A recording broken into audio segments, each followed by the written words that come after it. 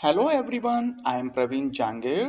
आज के इस वीडियो में बेटा हम जो वर्ब के डिफरेंट डिफरेंट टाइप्स हुआ करते हैं ना, जो कि आपको अपनी स्क्रीन पर दिख रहे हैं, तो इन्हीं टाइप में से एक टाइप है बेटा इन्फिनेटिव।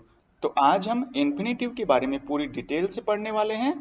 इन्फिनेटिव का टॉपिक शुरू करें उससे पहले मैं बेटा आपको बताना चाहता हूं कि हमने अब तक हेल्पिंग वर्ब के बारे में पढ़ लिया है, मतलब इसके बारे में एक अलग से वीडियो बना दिया है।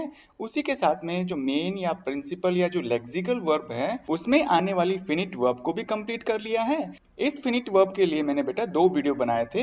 एक वीडियो में ट्रांजिटिव और इंट्रांजिटिव वर्ब के बारे में बताया था, साथ में दूसरे वीडियो में बेटा रेगुलर और इररेगुलर वर्ब के बारे में डिस्कस किया था। इसके बाद में हमने नॉन फिनिट वर्ब के जो थ्री टाइप्स हैं उनमें जिरंड के बारे में भी एक अलग से सेपरेट वीडियो बनाया है। और आज के इस वीडियो में बेटा हम इन्फिनेटिव वर्ब के बारे में कंप्लीट नॉलेज लेने वाले हैं। तो चलिए बेटा बिना किसी देरी के शुरू करते हैं।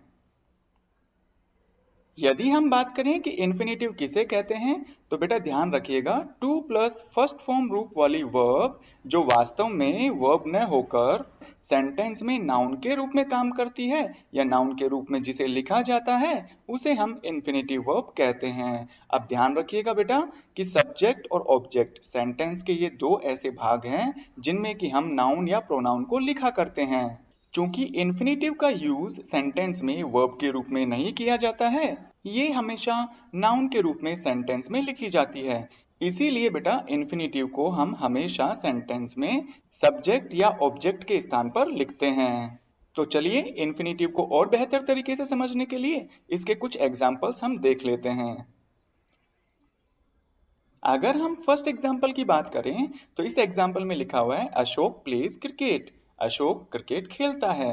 तो बेटा यहाँ पर सेंटेंस में सब्जेक्ट अशोक है और ऑब्जेक्ट क्रिकेट है। इसी के साथ में सेकंड एग्जाम्पल में भी शी वॉश्ड हर क्लॉथ्स, उसने अपने कपड़े धोए। तो बेटा यहाँ पर सब्जेक्ट के रूप में शी जो कि प्रोनाउन है और ऑब्जेक्ट के रूप में हर क्लॉथ्स जो कि नाउन है लिखा गया है। अगर हम बात करें थर्ड एग्जाम्पल की, तो बेटा यहाँ पे लिखा हुआ है to play is good for health. खेलना हेल्थ के लिए अच्छा होता है। तो बेटा देखिए टू प्ले यहाँ पर सेंटेंस में सब्जेक्ट के रूप में लिखा गया है, इसलिए बेटा ये टू प्ले एक इन्फिनेटिव है जो कि इस सेंटेंस में नाउन के रूप में काम कर रहा है। अब आप कहेंगे सर आपको पता कैसे चला कि टू प्ले यहाँ पर नाउन है? तो बेटा सिंपली मैंने यहाँ पर खेलने की बात की है, खेलने का नाम बोला है, मैंने कोई काम नहीं किया है। तो हम कह सकते हैं कि किसी भी चीज का नाम लिया जाए तो मतलब वो नाउन होता है, न कि वर्ब। इसी तरह से हम फोर्थ सेंटेंस की बात करें तो वो है ही लाइक्स टू प्ले। अब यहाँ पर देखिए फोर्थ सेंटेंस में टू प्ले ऑब्जेक्ट के रूप में आ रहा है, जबकि थर्ड सेंटेंस में बेटा ये सब्जेक्ट के रूप में लिखा गया था। इसी तरह से यदि हम फिफ्थ सेंटेंस की बात करें तो यहाँ पे लिखा हुआ है they were playing on the ground. वे मैदान में खेल रहे थे। यदि अब हम प्ले को इस सेंटेंस में देखें तो बेटा ये जो वर्ड है, जो प्ले एक शब्द है ना, वो मेन वर्ब के रूप में लिखा गया है, इसलिए बेटा ये वर्ब है। अब आप मुझे फिर से पूछ सकते हैं सर कि आपको ये पता कैसे चला कि ये मेन वर्ब है? तो बेटा सेंटेंस में जो हेल्पिंग वर्ब है ना, हेल्पिंग वर्ब के बाद में हमेशा मेन वर्ब का प्रयोग किया जाता है, और मेन वर्ब भी क्या है बेटा, वर्ब का ही एक हिस्सा होती है। और हाँ बेटा ये भी ध्यान रखिएगा प्लेइंग को हम यहाँ पर जेरन भी नहीं कह सकते, क्योंकि जेरन जो होता है वो सेंटेंस में सब्जेक्ट या फिर ऑब्जेक्ट के रूप में प्रयोग किया जाता है। तो उम्मीद है बेटा आपको इन्फिनेटिव के बारे में अच्छी तरह से पता चल गया होगा। अब हम बात करेंगे बेटा इन्फिनेटिव कितने टाइप्स के होते हैं। यदि हम इन्फिनेटिव के टाइप्स के बारे में बात करें तो मेनली जो इन्फिनेटिव होता है वो थ्री टाइप्स का होता है।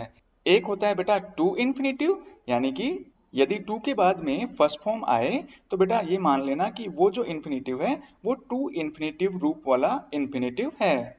अगर हम बात करें सेकंड टाइप की तो वो है बेटा बेयर इन्फिनेटिव। यदि केवल फर्स्ट फॉर्म का ही यूज हो रहा है तो इसका मतलब वो जो इन्फिनेटिव है वो है बेयर इन्फिनेटिव। अगर हम बात करें स्प्लिट इन्फिनेटिव की तो बेटा टू और फर्स्ट फॉर्म के बीच में यदि आप एडवर्ब को शामिल कर लेते हैं तो इस तरह के इन्फिनेटिव को स्प्लिट इन्फिनेटिव कहते हैं।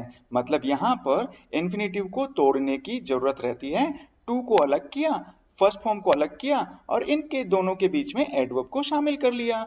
तो ऐसी वर्ब को हम स्प्लिट इन्फिनेटिव कहा करते हैं। तो चलिए बेटा इन तीनों टाइप्स को हम एग्जाम्पल के थ्रू समझने की कोशिश करते हैं।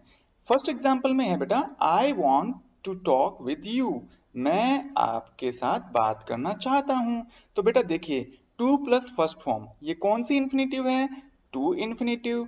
अगर हम सेकंड एग्जाम्पल में बात करें, ही सा हर रन, उसने उसकी दौड़ को देखा था। तो यहां पर बेटा देखिए जो रन है ऑब्जेक्ट के रूप में प्रयोग की जा रही है और इससे पहले बेटा टू का इस्तेमाल नहीं हो रहा है, तो ये जो रन है वो बेयर इंफिनिटिव वर्ब है।